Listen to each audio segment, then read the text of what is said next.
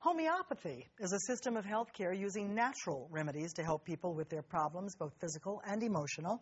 Natural ingredients such as fruits, vegetables, and herbs are used to combat common problems. Dr. Andrea Sullivan joins us to explain now. Good morning. Good to have you back with us. It's wonderful to be here. Thank you. Why don't you tell us a little bit about homeopathy, starting out with what is it? Right. Well, homeo means sane, pathos means suffering. It's to heal the suffering with something similar. So Hahnemann, who was a medical doctor in the 1700s, realized that if he took cinchona bark, he would create the symptoms of malaria. Cinchona at the time was used to heal malaria. So he began to take cinchona bark, which is quinine, and he began to be feverish and have malaise and fatigue and headaches.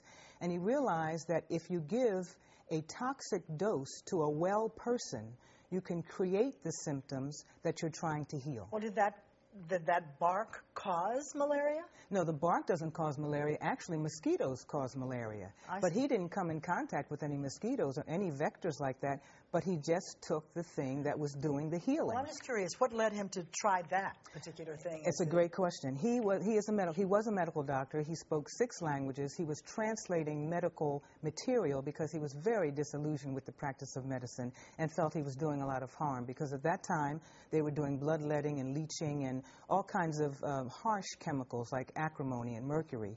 So he got out of the practice of medicine, started experimenting with different plants and herbs and different minerals and animal substances, and started practicing on his patients. So are you still practicing the medicine that Hahnemann was doing back then? I am practicing the medicine that Hahnemann did. Many medical doctors were homeopaths at the turn of the century. Homeopathy didn't stop becoming an active practice until 1920 with the Flexner Report. After that, it was 1940 when the last class was taught at the Hahnemann Hospital in Philadelphia. Okay, but so people who practice homeopathic medicine go to medical school, but a different medical school. That is correct. Medical doctors, some medical doctors practice homeopathy just as they did years ago. Naturopathic physicians, which is what I am, as well as a homeopathic physician, practice homeopathy. And some lay people practice homeopathy. Okay, let's get to the cures now. Okay. You brought some plants with you, and I know you say that these are things that are in nature. They're out there, and they can cure some things that ail us. So tell us about them. Well, this is the common cactus. This is called Cactus grandifolia. And cactus is used homeopathically for some things like angina pectoris. I don't suggest you do this at home. Heart attacks, heart pain. Not necessarily a heart attack, but certainly pains of the heart. It's used for constriction. Which is often caused by gas. It can be caused by gas as well. It's used for any feelings of constriction, like an iron band in any part of the body. This is Crotontiglium, which is another plant, and that plant is used for things like eczema or scalp problems or some kind of dermatological problem.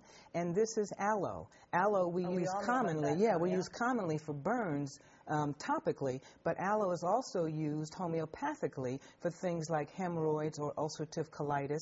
But again, we're treating a person. We're not just treating the disease. So we have to be mindful. I could have 10 patients that have eczema, and every one of them could have a different remedy. Well, then how would you decide what they're going to take then? How do you make it depends on what the person tells me. For example, if someone says they feel bound up and tied up, I would use something that would be in the family of Crotontiglium. If someone tells me that they feel constricted all the time, I might use something in cactus. Now constricted and bound up. Well, yeah, but constricted and bound up doesn't necessarily mean physically. A person can be mentally and emotionally bound up. I've had patients who have high blood pressure, for example, that I've used certain remedies because they've said they felt bound up by their marriage. They felt tied up by their marriage. And that was affecting them physically and it affects them physically as well. That's exactly right. So that we can get some more in on these things, would somebody be able to go and buy a plant like that and just eat some of it? No, absolutely not. Absolutely not. No, because that would be a toxic amount.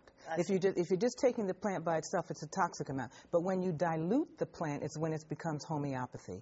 Because the plant diluted then becomes an energy medicine, and it's the energy of the plant that heals the energy, the electromagnetic field of the body. We're all energy. You're energy, I'm energy. We're just vibrating at a lower pace so we can see one another. So you have all these are exactly. This is cactus, for example, a homeopathic cactus. This is a liquid now. This is aloe, a homeopathic aloe, and it's put on little pellets, so then that patient takes them and they love them, and children love them, and animals love them. We're going to have to complete this later, because as you have lots of things, bees and snakes and everything. Bees and snakes, that's right. It sounds like a medicine man of the days of old, but we'll have to talk about this again. All right. Thank you so much, Barbara. Thank you for coming.